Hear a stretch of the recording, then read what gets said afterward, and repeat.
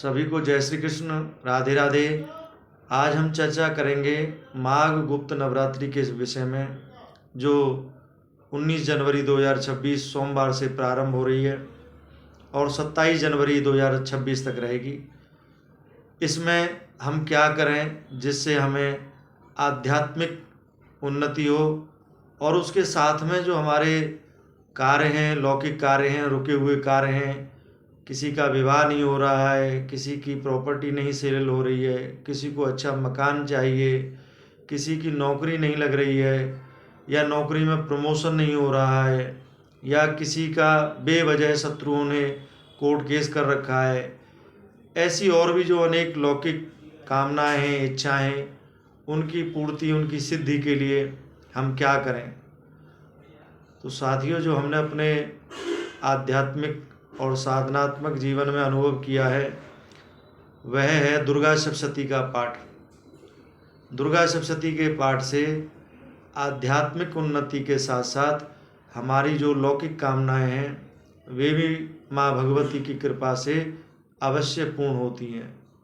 ऐसा अनेक बार हमने अपने जीवन में देखा है कि जिस समस्या से साधक अथवा यजमान परेशान थे, दुर्गा सप्तशती का उन्होंने पाठ किया अथवा किसी ब्राह्मण देवता से करवाया तो उनकी वह मनोकामना, इच्छा माँ की कृपा से पूर्ण हुई।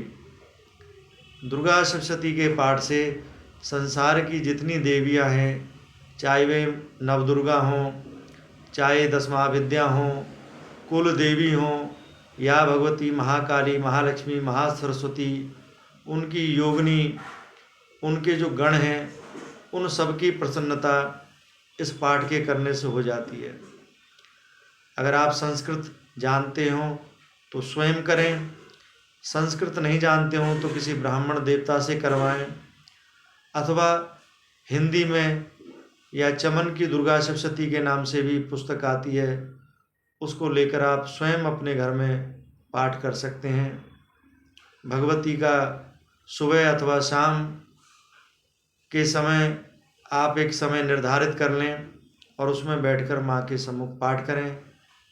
घी का दीपक, उसमें देसी घी अथवा गाय का घी मिल सके तो बहुत अच्छा है, नहीं तो तिल के तेल से ही दीप प्रज्वलित करके माँ भगवती के सम्मुख पाठ करें। पाठ करते समय थोड़ा नैवेद्य माँ को रख दें और पाठ के उपरांत वह प्रसाद स्वयं लें, परिवारजनों को बांट दें, अथवा कन्याओं को, छोटे बालकों में बांटना शुभ रहेगा। दुर्गा सप्तशती जो नहीं पढ़ सकते हैं वे दुर्गा चालीसा का पाठ करें, लेकिन कोशिश करें कि कम से कम 9 दिन में 108 की संख्या में पाठ कर सकें तो बहुत ही अच्छा है। अगर 500 अथवा 1100 की संख्या में कर लेंगे तो ये तो और भी ज़्यादा कल्याणकारक रहेगा, नहीं तो कम से कम 108 की संख्या में तो पाठ अवश्य करें। जो यह भी नहीं कर सकते वे भगवती के निर्वाण मंत्र का, जो कि दुर्गा सप्तशती में दिया हुआ है, उसका अनुष्ठान करें। 9 दिन में 1.25 लाख हो सके तो बहुत ही सुंदर है, और नहीं तो जितना एक समय निर्धारित करके, एक संख्या निर्धारित करके कर सकें तो बहुत अच्छा है।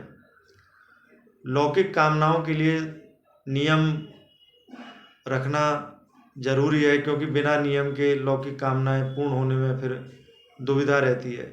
जैसे एक निश्चित समय रखें, सुबह, शाम अथवा दोपहर, जो भी आपके पास समय उपलब्ध है, कोशिश करें उसी समय में अपना पाठ करें। अपना एक आसन अलग रखें। एक माला जिस पे मंत्र जाप आप करेंगे वह आपकी अपनी होनी चाहिए, चाहे वह रुद्राक्ष की हो, लाल चंदन की हो, अथवा जो आपके गुरु ने आपको प्रदान करी है वह माला आपके पास होनी चाहिए। थोड़ा जल अपने सम्मुख रखें। पाठ शुरू करने से पहले अथवा जप शुरू करने से पहले संकल्प करें।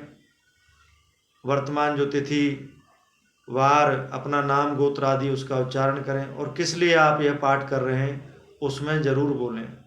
वैसे तो इष्ट देवता को, जगदम्बा को सब ज्ञात है, पता है कि हमारा भक्त साधक किस लिए यह पाठ, पूजन, जप, तप आदि कर रहा है, लेकिन फिर भी लौकिक कामनाओं की पूर्ति के लिए संकल्प का होना भी आवश्यक है।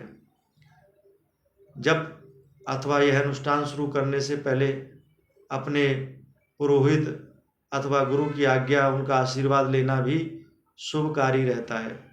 इस साधना अनुष्ठान के समय छोटी कन्याओं को नैवेद्य देना, फल देना, छोटे बच्चे जो बटुक हैं उनको फल नैवेद्य आदि प्रदान करना बहुत ही कल्याणकारी रहता है।